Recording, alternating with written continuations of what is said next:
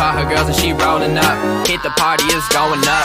Shake that, work that, move that, yeah. She a good girl, but you know she. Assalamualaikum warahmatullahi wabarakatuh. Perkenalkan, nama saya Syifa, mahasiswa Ilmu Pemerintahan Fakultas Ilmu Sosial dan Ilmu Politik Universitas Syah Kuala.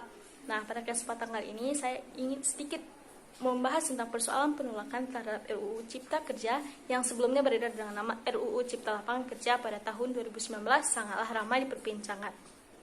Pasca adanya informasi penyerahan draft resmi dari pihak eksekutif ke legislatif atau DPR pada tanggal 12 Februari tahun lalu, beredar draft UU yang akan segera dikritis oleh berbagai elemen masyarakat sipil. Agaknya masyarakat sipil tak mau kehilangan kesempatan untuk kesekian kalinya dalam berpendapat.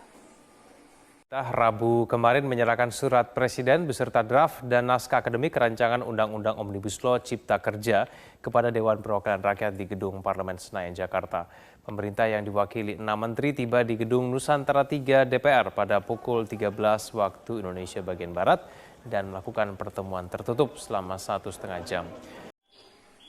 Tak hanya terkait dengan persoalan lingkungan, kritik juga datang dari berbagai pihak seperti persoalan regulasi yang dinilai bertentangan dengan asas pembentukan perundang-undangan serta konstitusi.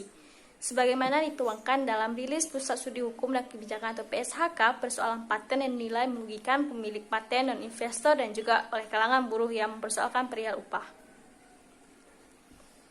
Investor global pun menyuarakan kritikan terhadap Omnibus Law Cipta Kerja.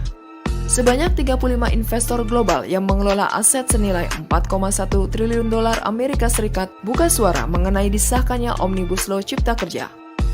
Nah, tentu sangat lazim dalam suatu kebijakan banyak pro dan kontra.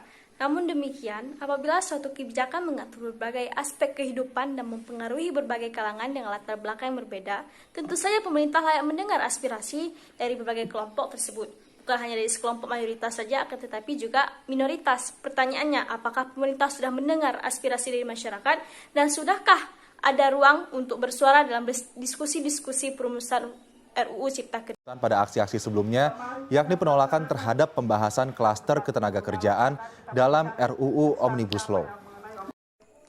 Nah, jika dilihat, penggunaan konsep Omnibus Law sepertinya dapat dan mampu menjawab persoalan tumpang tindih aturan perundang-undangan di Indonesia.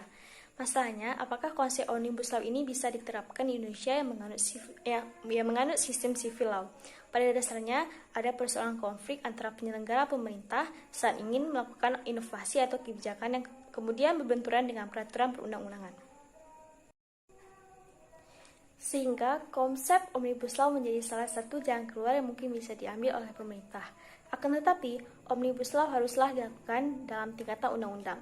Meski Indonesia menganut sistem civil law, konsep ini bisa digunakan oleh pemerintah Indonesia untuk mengatasi dua hal. Pertama, persoalan kriminalisasi pejabat negara.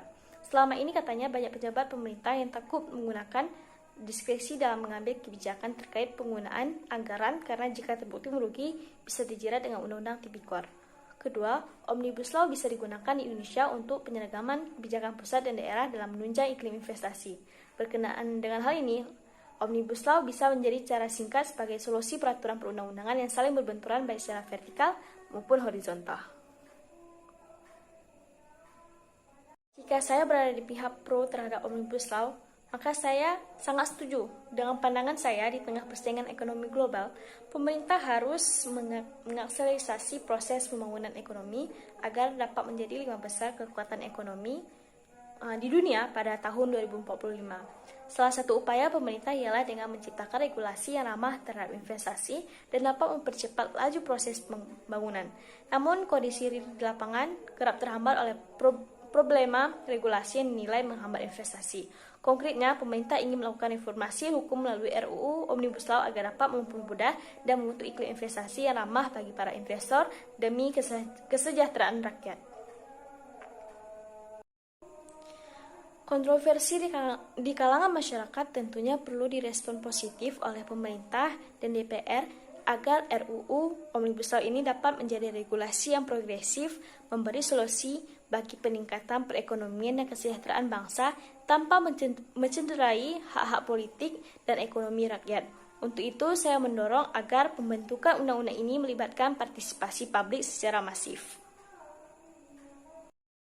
Mengapa hal ini penting dilakukan sebagai upaya legitimasi hukum dan politik dalam konsep negara hukum yang demokratis. Oleh karenanya, proses ini memerlukan transparansi dan akuntabilitas publik melalui ruang-ruang dialogis yang intens antara pemerintah, DPR, dan berbagai pemangku kepentingan. Sekian dari saya. Mungkin ada banyak kekurangan karena sesungguhnya kekurangan itu datang dari saya dan kelebihan itu datangnya dari Allah. Sekian dari saya. Assalamualaikum warahmatullahi wabarakatuh.